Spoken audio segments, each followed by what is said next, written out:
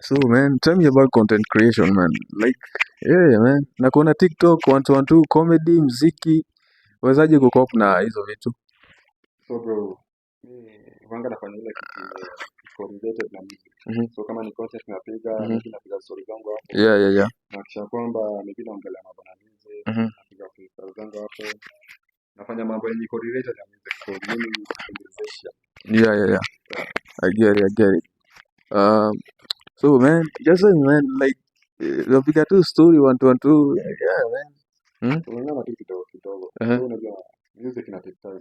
Na the more unaenda kulearn about music, unajipata tu unapata, unaona, unaenda tu kigrow kwa music. Yeah. Kuna wasanii wanauliza mbona Jay Saudi kwa nini umepause music ni nini, lakini Uh-huh. mimi nataka niambie mafans wangu kama ni fans wangu na umekuwa fans wangu for a long, mimi nataka nikushow hivi ya kwamba mimi sijapause music. Sijaacha music, nilikuwa nimepause kidogo. Ni learn about music. Yeah. Nifanye shughuli fulani, tujipange vizuri. Unajua music pia ni kujipanga. Yeah. Unafaa kuwa kuna income. Si ati unafanya tu music peke yake. Unafaa unakuwa na income. Inaleta tu Yeah. utaenda studio, utafanya shughuli ya marketing nini. Unajua marketing ndio kitu ya muhimu sana kwa music. Yeah. So nilikuwa nimepost kidogo but mimi ni Jay Saudi tu bado. Yeah. Siku kadhaa tu hivyo zinakuja. Itakuwa na release na itakuwa na release ngoma kama 3. So, on your side, how was the experience? Like, the whole experience first of all, kitu watu hawajui, zinanipanda was a very big song. Yeah. It was a very big song. Yani hiyo ngoma ili blow up man, like kila pahali ulikuwa na Montana, Jason, nini. And the negative side of the song, like, ilifanya bado somehow mtu arudi chini in terms of everything. Like, sasa unapata management ndio inashughulikia kila kitu kwenye video shooting, kwenye yani everything. Then management sasa imekuacha. That was not good man. Ilikuwa the hardest. Yani hiyo ndo ilikuwa yani tunapitia mambo mengi sana. Umechukuliwa na management. Unajua unakumbuka ilikuwa tu wakati tumetoka tu kwa. Yeah. Sasa hizo tumechukuliwa na management. Tulikuwa na bahati sana by the way. Juu tulitoka form 4 tukaenda kuhasa, tukaenda kuhasa ndio tulipatana na manager. Akasponsor akaona tuko na talent, akasponsor. Tukaona kama tumefika. Sasa na mambo na contract na kwanza kama ni upcoming artist hapo hivyo. Na umepata management pahali kuna mtu amesema atakumanage, atakusponsor ni nini. Unafaa kwanza uzingatie sana mambo na contract na nini. Juu unaweza fanya ngoma, you never know. Unaweza fanya music alafu hiyo kitu iende viral. So hiyo itakuletea shida sana juu amko mmeagree ile percent yote utakula na manager atakula. So unaweza jipata pabaya, inaweza kuwa mbaya sana. So naweza kumbuka hicho kipindi tulikuwa tumeenda kama man, like kwanza madem kwanza walikuwa wamejaa man, like damn it man, madem wamejaa DM nini damn it.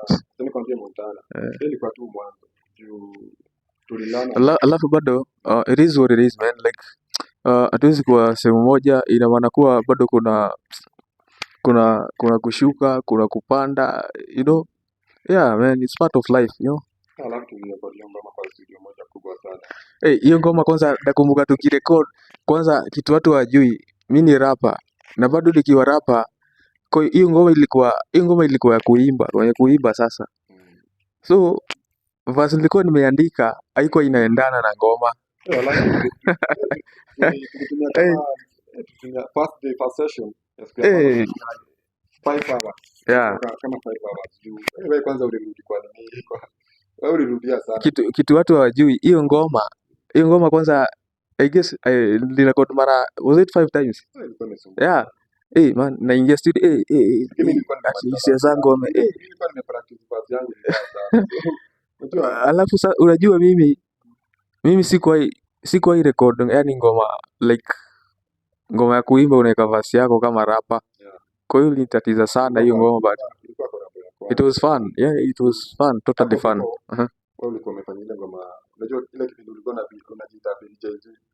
Yeah. Kwanza wewe ndio ulinipeanga by the pressure ya record music. Ndio karekodi hiyo ngoma ilikuwa inaitwa The first one, yeah. So na mimi nikaona kanitumia hiyo ngoma kwa bro yangu bana.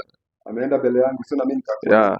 By the way wewe ndio ulifanya nikuwe na hiyo milale tu ya kurekodi ngoma. Thanks man. Kwambia niko na ngoma yani tukaenda tukapiga shughuli. Yeah. But hiyo ilikuwa collaboration ya kwanza. So guys, mimi na Montana tumetoka mbali by the way. Tumetoka mbali sana. Kutoka primary school. Yeah. Tumesoma pamoja. Kutoka primary school. Kwa Montana, same class, high school, same class. Hadi tukahama shule pamoja. So man, tell me about Poa. Poa music, Poa ni ngoma yenye nimerecord na pili from Zinanipanda. Tulifanya na wewe. Yeah. So nikakuja na idea ya Poa. Nilikuwa nataka kufanya ngoma yani ya mapenzi yani unaona. Na nikakama na hiyo idea ya Poa, nikaandika hiyo music, nikaandika hiyo ngoma, nikatafuta studio ya Empire Kitengela. Nikarekodi hiyo ngoma hata kama nilifeli hapo kwa marketing, that's why nilikuwa nimepause music kidogo ndo nilearn about marketing, nipande mambo na marketing.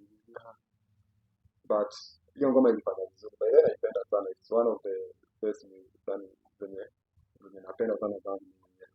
So Poa iko YouTube by the way. J254 channel. Watu wanaweza subscribe. So man, your handles like IG, streaming platforms, YouTube. Kila pahali ni J254. Instagram, kila pahali, all social media platforms. So guys, check it out. Is nini? But this guy is so talented, man. Yeah, so talented, man. So naomba you guys go check it out. Kazi yake. Yeah. Tutapiga music. Muziki inakaa mbaya sana kwanza. So man, like madem waendaje lakini umepata mtu au rada? Nitasema kama Malcolm. By the way, do you know, acha nikupe story fulani. Man, like kuna dem fulani tulikuwa tunapush na yeye. That girl was so violent. Yaani alikuwa mdenge fulani so violent.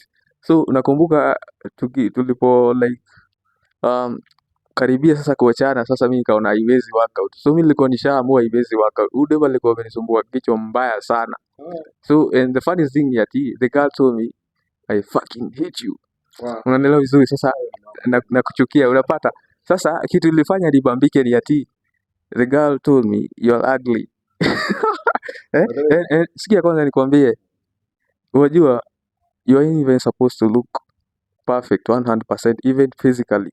So first of all kitu ilinibamba ni ati aliniambia mimi I'm like ugly, lakini kitu ilifanya nibambike ni ati alisema bado I fucking hate you, I fucking like your skin color. Usikie nikwambie na kuchukia wewe ni mwagli lakini I fucking like your skin color.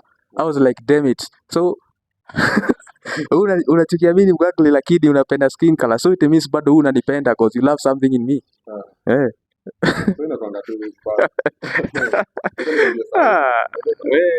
Hiyo ni bamba hiyo. Kama unapiga shughuli za like content creator, music na kukuogi na negativity. Unafaa kwanza zaidi usijikishe na mambo ya relationship sana. Si ati okay naimba mapenzi bado. Lakini usijikishe sana kwa mambo na mapenzi na nini. Yeah. So ina depend na vile wewe unapanga. Your friend ama for instance. Kila mtu ene na pesi yake, sivyo? Mimi nakwambia kwa trends na appreciate sana vile unafanya. Congratulations bro. Thanks man. It is what it is man. Tunavu mdogo tu man. Yeah.